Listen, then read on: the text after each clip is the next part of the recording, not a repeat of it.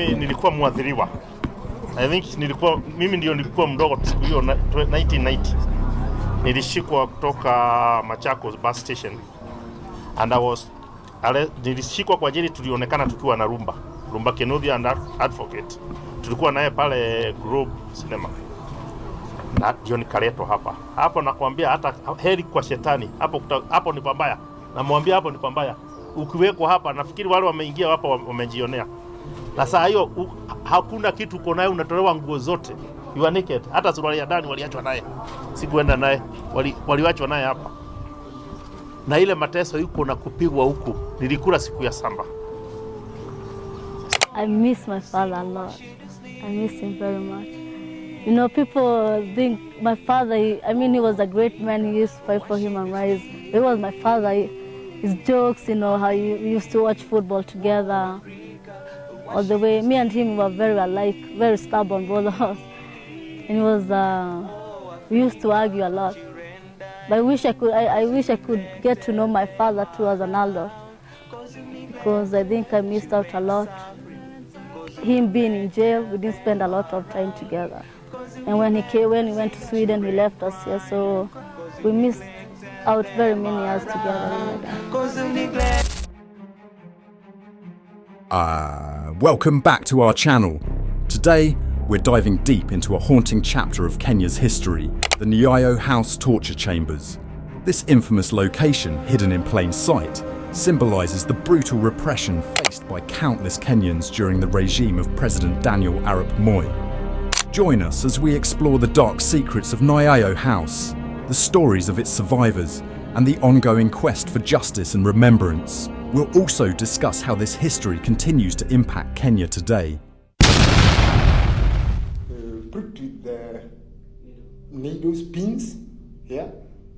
Your testicles are tied, you are hit. My friend, I can't relate them because pain belongs to the bearer. You can't understand my pain. So when I came out of prison, I didn't stop it. In fact, I became more of a handliner than before I was arrested.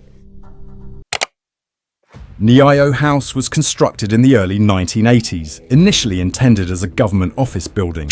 However, it became notorious for its basement torture chambers, where political dissidents were detained and tortured. The planning for Nyayo House began in 1973, with construction starting in 1979, just a year after Moi took power.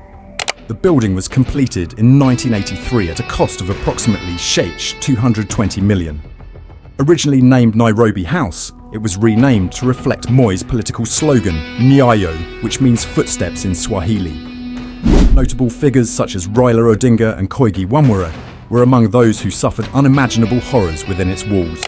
Odinga described the psychological manipulation that escalated into violence, stating, "First, it is fairly friendly, then they become more intimidating, until you finally give in." The tears from the torture chambers are still running, as you can tell from the handkerchief that never leaves my hand. For years, I was not allowed to speak with other inmates. In fact, for 60 straight years, I did not sleep on a bed. For months on end, I was either held incommunicado, in solitary confinement, or handcuffed and in transit to the next prison or detention camp. The chambers at Nyayo House were not merely places of detention, they were designed for systematic and brutal torture. Survivors recount harrowing experiences of being subjected to extreme physical and psychological abuse. For many, these experiences left lasting scars that continue to affect their lives today. Detainees were often kept in small, cramped cubicles measuring about 2.5 meters long and 2 meters wide. These soundproof rooms were designed to isolate victims while they endured horrific treatment. Survivors have described being submerged in water for prolonged periods or subjected to electric shocks as part of their interrogation. Wahome Mutahi, A playwright who was tortured there remarked that a simple apology from Moi would mean a lot. He said, "It would do some good if people like him came out and said, 'Sorry, it happened.'" His words resonate with many who seek acknowledgement for their suffering. I think we are going to forgive them. Because even if we don't forgive them, it will continue hurting us. We forgive them, but you are not going to forget. And if they are found to be guilty of what they did to us, because that is one is obvious, because we have got living testimonies and evidence, they should face the law. If I get something to sustain my family at this age or at this stage, I'm ready to go back to school and say I sacrificed about my 3 or 4 years to see whether things are going to work well. This is Division 2 by then, and this is my A-level performance. There's no way I failed. I told you earlier, I was pursuing a career in human and economic geography. I think it is with the bitterness when we remember what happened to us. But now, because of the government interfering with my life at my prime of my age, I'm what I am now. The methods employed in these chambers were both varied and brutal. Survivors have reported being beaten with sticks, whipped with electric cables, and subjected to sleep deprivation. Some detainees were forced to listen to loud music for hours on end to disorient them. Others faced psychological torture, including threats against their families or being forced to witness the torture of fellow inmates. For instance, one survivor recounted how he was blindfolded and taken to a room where he was beaten mercilessly. "They would ask me questions about my political affiliations," he recalled. "When I didn't answer the way they wanted, the beatings would intensify." This cycle of violence was designed not just to extract information, but to instill fear in anyone who dared oppose the regime. The interrogators at Nyayo House were often described as ruthless. Many were trained in counterinsurgency tactics and employed psychological manipulation alongside physical torture. They would play mind games with detainees, alternating between kindness and brutality to break their spirits. The impact of these tortures extended beyond the individuals detained. Families of victims faced stigma and hardship as well. Many detainees were breadwinners. Their absence plunged families into poverty. Some families never learned what happened to their loved ones, leading to a lasting sense of loss and uncertainty. One survivor shared how his family was left destitute after his detention. "My wife struggled to feed our children while I was away. When I returned, I was a shell of my former self." This illustrates how the repercussions of state violence ripple through communities. The credit is given to the people, not to the leaders. It is the common man who was in Kampunj who turned to the president. And that's why we are giving you the power to you, so that no one just sits on you. You elect him, and when it's no good, you remove him through the ballot paper. In recent years, many survivors have come together to share their stories publicly, seeking justice and recognition for the atrocities they endured. Organisations advocating for human rights have worked alongside these survivors to document their experiences and push for accountability. Survivors like Wachira Wahera have become vocal advocates for victims' rights since their release from Nyayo House. Waheri emphasises that you don't forget your torturers, highlighting how these memories shaped their lives even decades later. As we reflect on these stories, it's crucial to remember that each number represents a human being, a life affected by state-sanctioned violence. The legacy of Nyayo House serves as a stark reminder of the importance of human rights advocacy and the need for ongoing vigilance against abuses of power. When I was asked, have I ever been beaten with mob justice? I said, no. Today you will face it.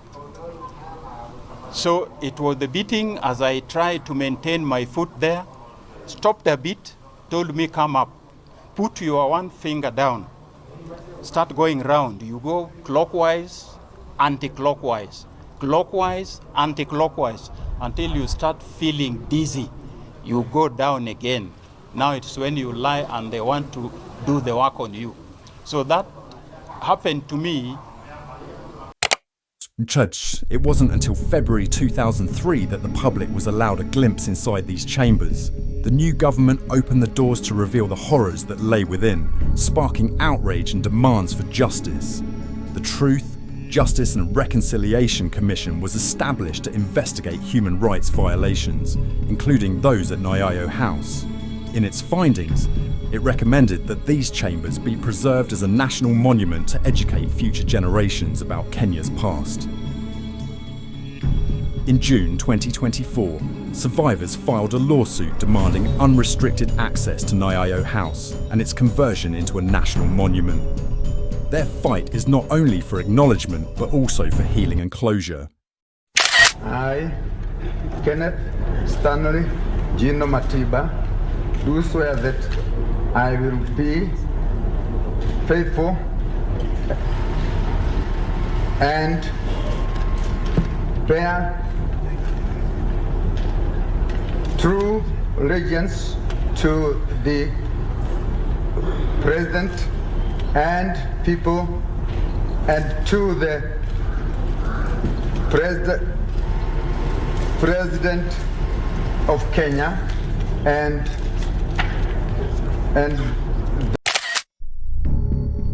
The legacy of Nyayo House continues to influence Kenyan society today.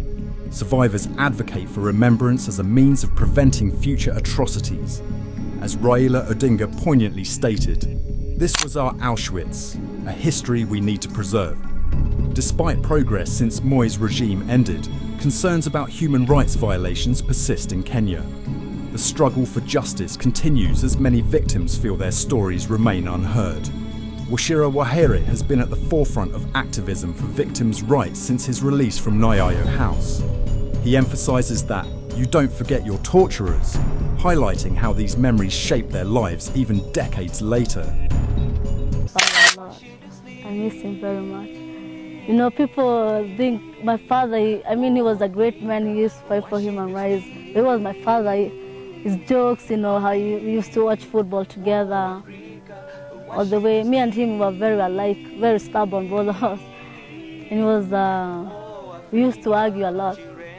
But I wish I could get to know my father too as an adult, because I think I missed out a lot. Him being in jail, we didn't spend a lot of time together.